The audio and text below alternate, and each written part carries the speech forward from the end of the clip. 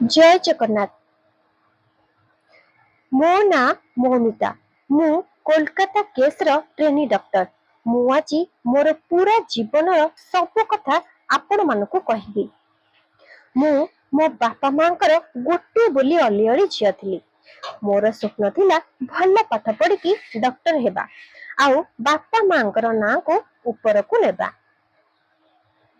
आज मते समस्ते कोलकातार ट्रेनी डॉक्टर नारे जानिछंती। किछि लोक मते मयूर मध्य कहउछंती आउ किछि निर्भया बा दामिनी बोली कहउछंती।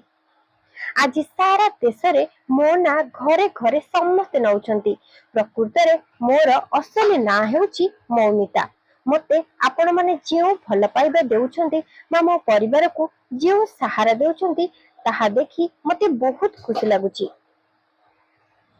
ସେଥିପାଇଁ ମୁଁ ଆପଣମାନଙ୍କ ପାଖରେ ପହଞ୍ଚିବାକୁ ଚେଷ୍ଟା କରୁଛି।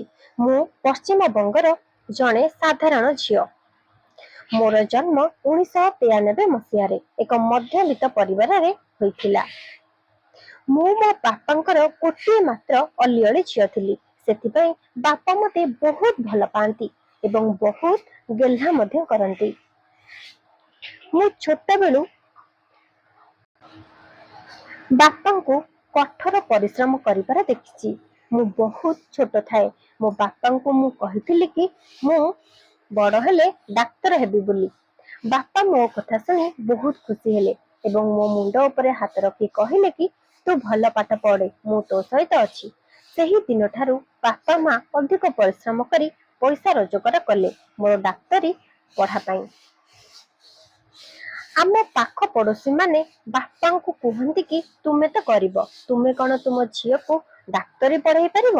ଏସବୁ କଥା ଶୁଣି ମତେ ବହୁତ ଖରାପ ଲାଗେ, କିନ୍ତୁ ମୁଁ ପରିଶ୍ରମ କରି ମୋ ପାଠ ପଢା ଜାରି ରଖିଥିଲି ଆଉ ସମସ୍ତଙ୍କୁ ଭୁଲ ପ୍ରମାଣିତ ମଧ୍ୟ କରିଦେଲି।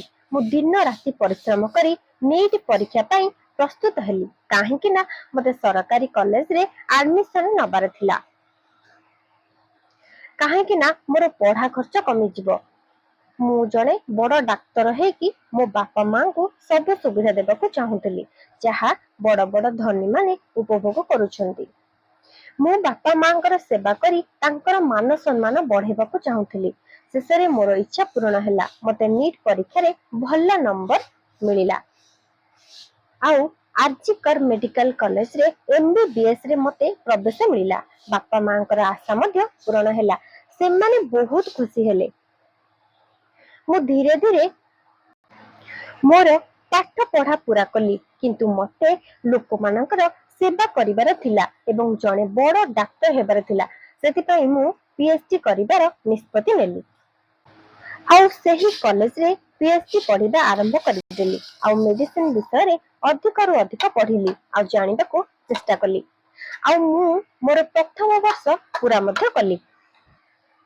ମୋ ବାପା ମା ମଧ୍ୟ ବହୁତ ଖୁସି ଥିଲେ, କାହିଁକି ନା ମୋର PhD ପରେ ମୁଁ ଜଣେ ପ୍ରତିଷ୍ଠିତ ଡକ୍ଟର ହେବାକୁ ଯାଉଥିଲି।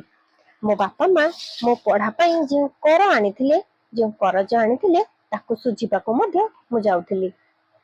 ବାପା ମାଙ୍କୁ ଏକ ସୁଖମୟ ଜୀବନ ଦେବାକୁ ଚାହୁଁଥିଲି, ତା ସହିତ ଲୋକଙ୍କର ସେବା କରିବାକୁ ମଧ୍ୟ ଯାଉଥିଲି। ଭାବିଲା ବେଳକୁ ମୋ ଆଖି ଛଳ ଛଳ ହେଇଯାଉଛି। ମୋର ମନେ ଅଛି ସେମାନେ ଭୋକରେ ରହି ମତେ ଖାଇବାକୁ ଦଉଥିଲେ, ତାଙ୍କ ଖାଇବା ମୋ ପାଇଁ ରଖି ଦଉଥିଲେ, କାହିଁକି ନା ମୁଁ ଯେମିତି ଉପାସ ଭୋକରେ ନ ଶୁଏ।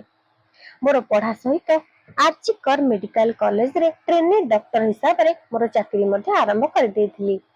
2024 ମଧ୍ୟ ଆରମ୍ଭ ହୋଇଯାଇଥିଲା ଆଉ ମୋର ଚାକିରି ମଧ୍ୟ ହୋଇଯାଇଥିଲା। ମୁଁ ଭାବିଥିଲି ଏ ବର୍ଷ ଗଣେଶ ପୂଜା, ଦଶହରା, ଦୀପାବଳି ବହୁତ ଧୁମଧାମରେ ବାପା ମା ଭାଇ ଭଉଣୀ ମାନଙ୍କ ସହିତ ମିଶିକି ଖୁସିରେ ମନେଇବି, କାହିଁକି ନା ମୋର ଚାକିରି ମଧ୍ୟ ହୋଇଯାଇଥିଲା ଆଉ ପଇସାର ମଧ୍ୟ ସେତେଟା ବି ଅଭାବ ନଥିଲା। ମା ବାପାଙ୍କ ଠାରୁ ଶୁଣିବାକୁ ପାଇଲି କି ସେମାନେ ମୋର ବାହାଘର କରିବା ପାଇଁ ଚାହୁଁଛନ୍ତି ଆଉ ମୋର ବାହାଘର ପ୍ରସ୍ତାବ ମଧ୍ୟ ଦେଖିବା ଆରମ୍ଭ କରିସାରିଲେଣି।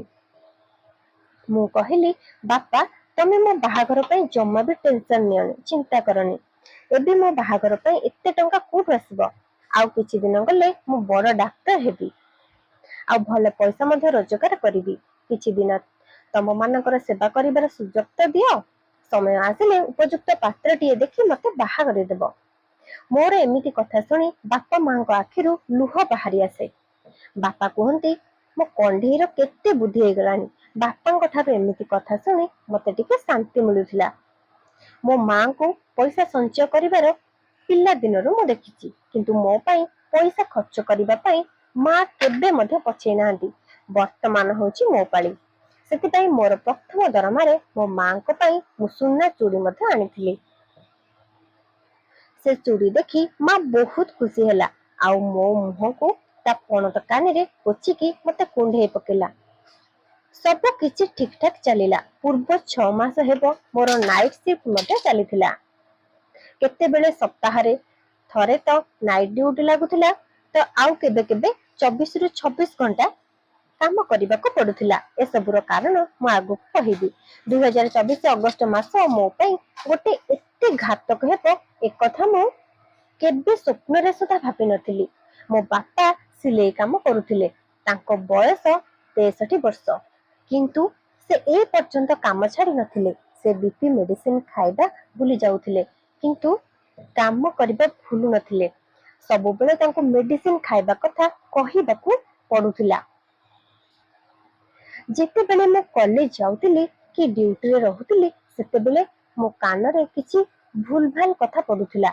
हमर सीनियर डॉक्टर भी केते बेले केमिति फुसफुस होई कहा संगरे कथा होंती। मु निजको सब बेले से सब कथाटारू दूरे की रखे, किंतु हाँ जदि केते बेले को स्टूडेंट सहित भूल हुए कि को पेशेंट को अधिक पैसा मगा जाए, मते बहुत खराब लगे। सेतिपई मु प्रतिरोध करे आ मुह खोले। एथिपई हम प्रिंसिपल संदीप घोष मो ऊपर सब बेले रागुथिले। से कॉलेज रो प्रिंसिपल बोली आमे समस्ते तांको डरुथिलु, किंतु मु भी तांको विषय रे बहुत कथा सुनिथिली कि से हॉस्पिटल रे सब कोन कोन करूछंती। हेले मु तांको विषय रे किछि आवाज उठाएनी, काहे कि ना ए बड़ लोकंकर चक्कर रे मु पड़िबाकू चाहू नथिली। किंतु हॉस्पिटल रे जेते बेले मेडिसिन कला बजारी कथा सामना को आसिला, मु आउ शांत रही पारलेनी। मु आवाज उठेली। कोठी ना कोठी मते दबेइबाकू चेष्टा करा जाउथिला, आउ मते अतिरिक्त काम करौथिले, आउ मो काम करिबार समय भी बढ़ी दिया जाउथिला। किंतु मु मो काम ईमानदारी सहित करुथिली। केबे केबे मो बापा को एई कथा सब कहूथिली। बापा कहूथिले झियो तू एसबु कथा रे जम्मा पड़ेनी, आमे गरीब लोक, से माने बड़ लोक, सेमानक हाथ बहुत ऊपरे, सेमाने तो सब परिश्रम ऊपरे पानी फिंगी देबे। आमे साधारण लोक, तू तो पढ़ा पूरा कर, तापरे आमे देखिबा कोन होउछि। बापांग कथा सत। ए पर्यंत पहुंचीबा पई मु बहुत कष्ट करिछि। सेतिपई तो पूर्व 6 मास हेबो ए उत्पीड़न को मु सहिछि आउ शांति पूर्वक मो काम करिछि। बोध हुए सेमानकु मो पई विपद अनुभव हेउतिला। सेतिपई सेमाने पूर्वरु ही किछि योजना करिबा आरंभ करि दैथिले। हेले मते ए विषय किछि भी जणा नथिला। केबे केबे मो सांग आउ मु ए सब विषय रे कथा हेउथुलु कि आम हॉस्पिटल रे केते भूल भाल काम होउछि बोली। पुणी कथा हे चुप हो जाउथुलु, काहे कि ना आमर एथिरे फसिबार नथिला। आम हॉस्पिटल रे 2019 रे संजय रॉय नामक जने व्यक्ति भर्ती होइथिला चौकीदार भाबे। से काम करिबा 4-5 वर्ष होई जाइथिला। सेतिपई हॉस्पिटल सब विभाग विषय रे ताकू बहुत भल भाबे जणा थिला। केते पेशेंट को से बेड भी दउथिला, सेतिपई ताकू पैसा भी मिलुथिला। किंतु संजय राय रो नजर बहुत खराब थिला। से हॉस्पिटल को आसुथिबा सब महिला मानकू खराब नजर रे देखुथिला। ता विषय रे आमे माने भी कथा हेउ, किंतु से आम प्रिंसिपल सारंकर बहुत खास थिला। सबु बेले से प्रिंसिपल सारंकर किछि ना किछि काम करूथिला। सेतिपई आमे ताकू केते बेले किछि कहू नथिलु कि अजथरे विवाद रे फसिबा को चाहू नथिलु। किंतु हां ता नजर बहुत खराब थिला। कोई भी झियो को देखिले जेमिति से ता नजर रे खाई जाउथिला। सेतिपई मु एमिति लोक ठारो सब बेले दूरेई की रहुथिली। दिने जेते बेले मो घरु हॉस्पिटल को बाहरुथिली, मते जणा नथिला कि आज मो जीवन रा शेष दिन बोली। आज परठारु मो बापा माँ कि मो दुई सान भाई को मुआ केबे मध्य देखि परिबी नाही बोली।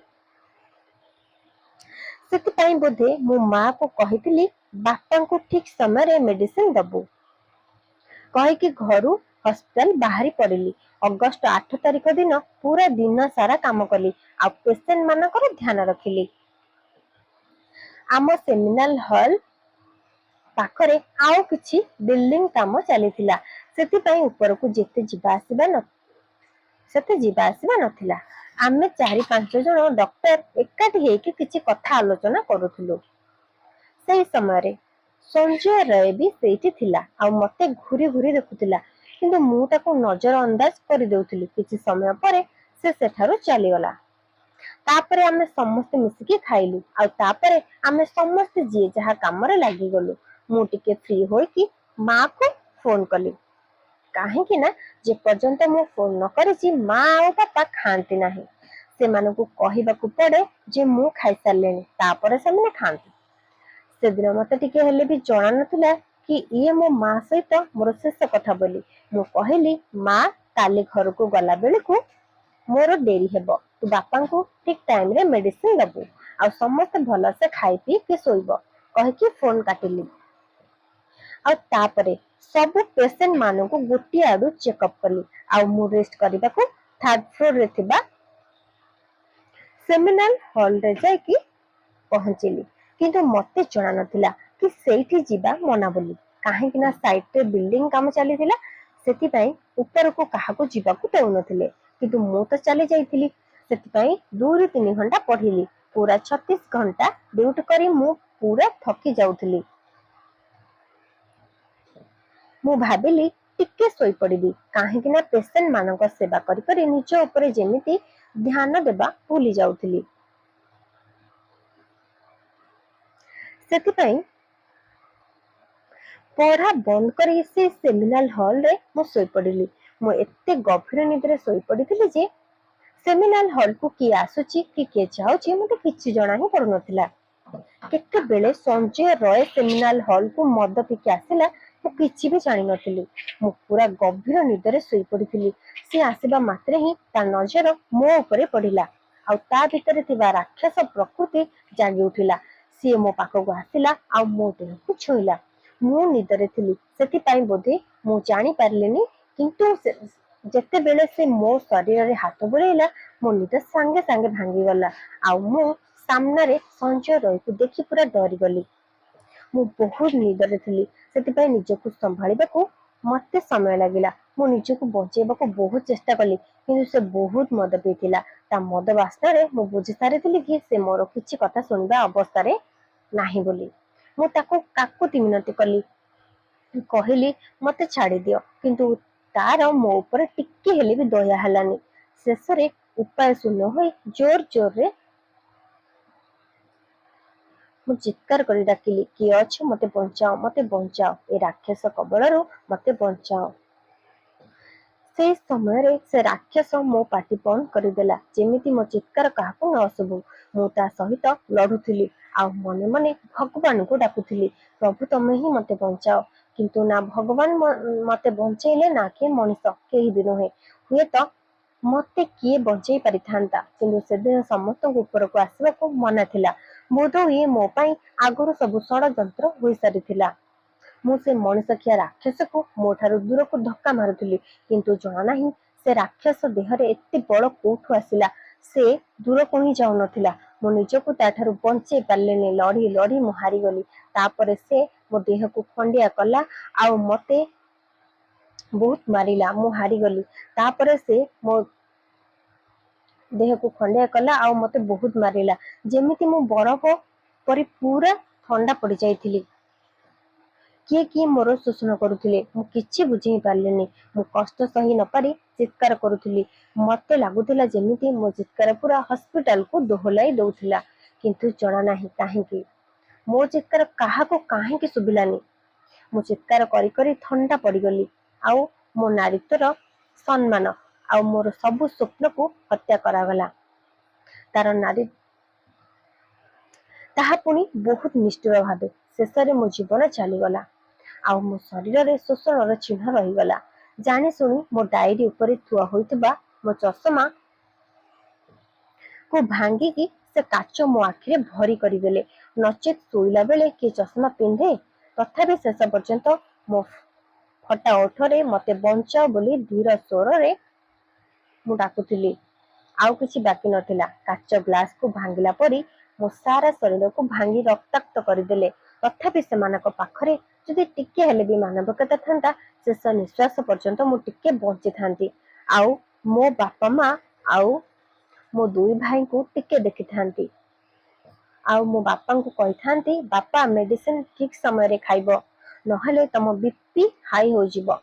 ଆଉ ମୋ ମା ତା ପଣତ କାନିରେ ମୋ ମୁହଁରୁ ଝରୁଥିବା ରକ୍ତ ଟିକେ ପୋଛି ଦେଇଥାନ୍ତା, ମତେ କୋଳରେ ନେଇଥାନ୍ତା। ଆଉ ବାକି ରହିଲେ ମୋ ଦୁଇ ଭାଇ, ସେମାନେ ତ ହେଲେ ମୋ ଦୁଇର ଦୁଇ ହାତ। ତାଙ୍କ ହାତକୁ ମୁଁ ମୋ ଆଖିରୁ ବାହାରୁଥିବା ରକ୍ତରେ ଗାର ଟାଣି ଆଗକୁ ଆସୁଥିବା ରାକ୍ଷୀ ପୂର୍ଣ୍ଣିମା ପାଇଁ ଆଡଭାନ୍ସରେ ରାକ୍ଷୀ ବାନ୍ଧି ଦେଇଥାନ୍ତି। ତାହେଲେ ମୁଁ ଶାନ୍ତିରେ ନିଶ୍ୱାସ ନେଇଥାନ୍ତି। କିନ୍ତୁ ସେମିତି କିଛି ବି ହେଲାନି। ମନ ଇଚ୍ଛା ମତେ ନୋଚି କୋଚି ଦେଲେ। ଆପଣମାନେ ଜାଣିଛନ୍ତି ସେଦିନ ମୋ ନାରୀତ୍ୱର ବଳାତ୍କାର କରାଗଲା। ଆଉ ଶେଷରେ ଏ ଟ୍ରେନି ଡକ୍ଟର ମୌମିତା ଏ ଦୁନିଆକୁ ଅଲବିଦା କହିଦେଲା।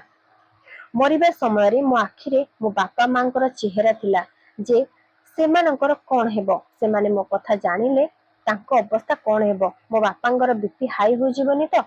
ସବୁଦିନ ଅନ୍ୟର ଜୀବନ ବଞ୍ଚେଇ ବଞ୍ଚେଇ ମୁଁ ମୋ ନିଜ ଜୀବନ ବଞ୍ଚେଇ ପାରିଲିନି, କି ଅନ୍ୟ କେହି ବି ମତେ ବଞ୍ଚେଇଲେନି। ମୋ ଆତ୍ମା କାନ୍ଦୁଛି, ମୋ ସ୍ୱପ୍ନ ଅଧାରେ ରହିଗଲା। ମୁଁ ଏତେ ପରିଶ୍ରମ କରି ଏଠି ପହଞ୍ଚିଥିଲି। ମୁଁ ବହି ବ୍ୟତୀତ ଆଉ କିଛି ଜାଣିନଥିଲି।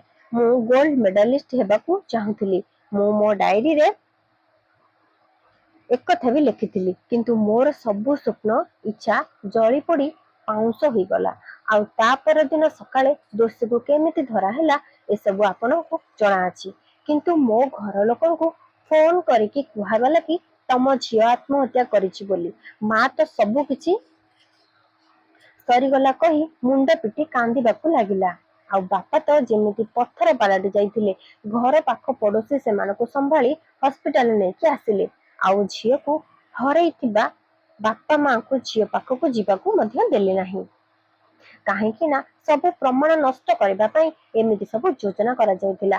ମତେ ନ୍ୟାୟ ମିଳିବ କି ନାହିଁ ମୁଁ ଜାଣିନି, କିନ୍ତୁ ଏବେ ମଧ୍ୟ ମୁଁ କାନ୍ଦୁଛି। ମୋ ବାପା ମାଙ୍କର ମନ କାନ୍ଦୁଛି। କଣ ପାଇଁ ମୋ ସହିତ ଏମିତି ହେଲା? ଏତେ ଦୁଃଖଦ ଘଟଣା ମୋ ସହିତ କାହିଁକି ଘଟିଗଲା?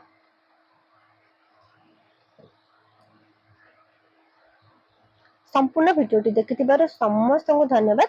ଜୟ ଜଗନ୍ନାଥ।